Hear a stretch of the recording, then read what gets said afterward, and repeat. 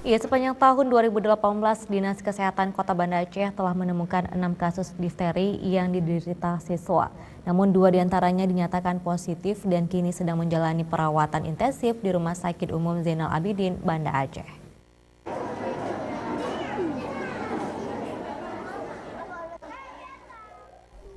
Penyebaran wabah difteri dinilai sudah meluas secara cepat di Indonesia. Bahkan pemerintah melalui Kementerian Kesehatan telah menyebut wabah tersebut sebagai kejadian luar biasa.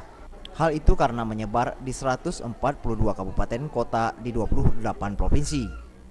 Dampak dari wabah difteri tersebut juga dirasakan oleh warga Banda Aceh. Hal itu terlihat secara umum kasus difteri yang ada di kota Banda Aceh tahun 2017 sekitar 17 kasus dan 1 diantaranya dinyatakan positif.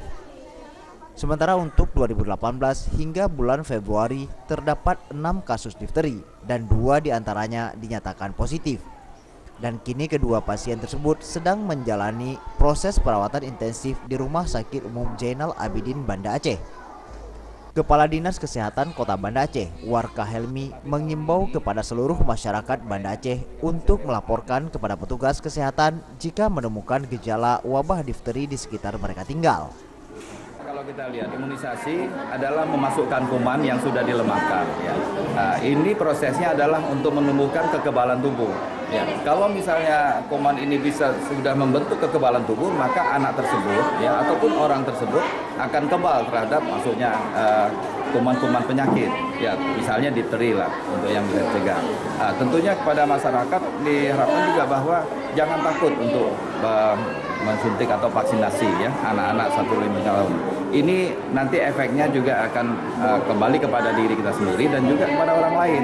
Kalau satu kasus saja, misalnya ada orang yang tidak divaksinasi pada satu daerah, maka kemudian yang lainnya sudah ada ya, maka ini akan menyebabkan yang orang tersebut akan rentan terhadap penyakit dan ini bisa menularkan kepada orang lain.